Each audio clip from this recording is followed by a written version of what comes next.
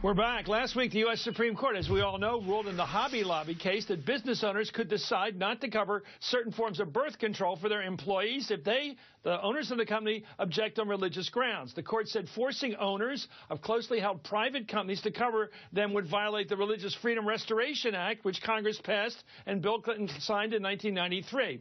To be clear, however, the owners of Hobby Lobby didn't object to all forms of birth control, like pills and condoms, but believe 4 specific forms to be tantamount to abortion. They say certain morning-after pills, as well as IUDs, could prevent a fertilized human egg from implanting in the uterine wall, on the uterine wall, and they say they shouldn't be forced to cover such. But according to Jen Gunter, an OBGYN, writing in the New Republic, only one form of IUD may affect implantation. She argues the others do not. Well, Congressional Democrats unveiled legislation they say will override the court's decision of last week. It says that no federal law, including the 1993 legislation, could be used for for-profit employers to deny birth control under the Affordable Care Act. The bill's co-authored by Senator Patty Murray of Washington State. Here she is.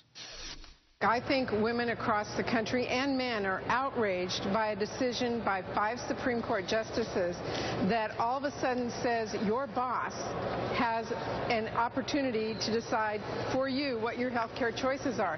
That outrage is being transmitted to everyone, and I think we have a very good chance of rewriting the law so that the justices can't take away women's ability to make their own health care choices.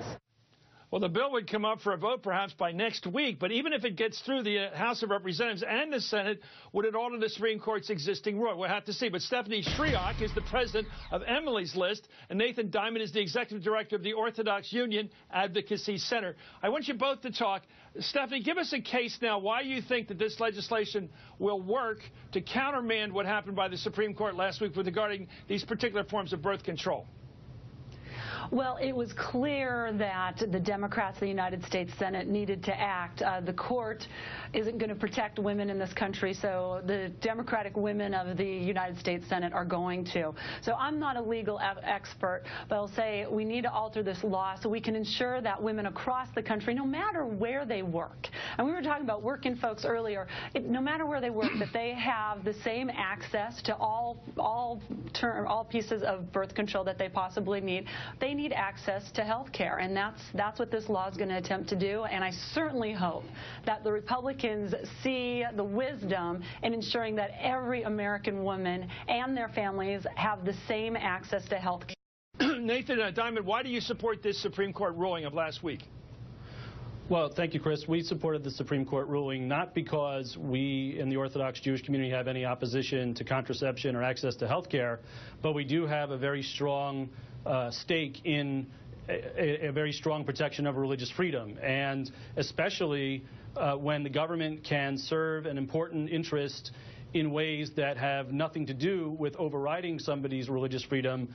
We ought to try to have a situation where the government interest is served and religious freedom is also respected. And what's unfortunate, it seems, about the legislation that it was introduced today was that rather than find another mechanism to deliver to women the contraceptives and the other health care services that the government wants to deliver to them, and that the Supreme Court in Hobby Lobby said they could deliver to them through another channel, the legislation specifically decides to go after religious freedom again and say that's the way that we have to deliver women their health care services, by infringing on religious freedom. We can't have a win-win scenario. We have to play a zero-sum game.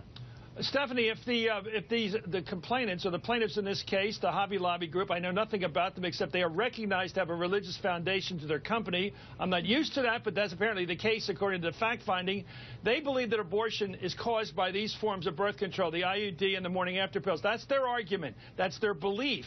What do you say? Can you force people who have a real conviction like that this is murder, if you will, by their standards, by their definition? How do you force people to eat that, basically, and say, live with it? Is that what you're willing to say to these people? Live with it. You got to do it for the employees. No, we've got to remember this is about women's health care. And no, but what about the employers and the company? It is about birth control, and there's research and science that stands up and says this is that.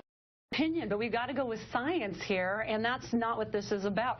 And let us not forget that the science on IUDs, by the way, are you sure of the science? Are you sure of the science that the IUD doesn't prevent the implantation of a fertilized egg? So much so that when you explain it, just like we did in Mississippi a few years ago, when the people of Mississippi voted down the Personhood Amendment, which would ban these types of birth control, the reason they did so was because it was going to ban these types of birth control. Women need access to health care, and this is a big piece of that access. And on top of it, the court on Thursday issued an emergency order that already expanded it beyond those 4. So we are on a slippery slope here that is expanding it already.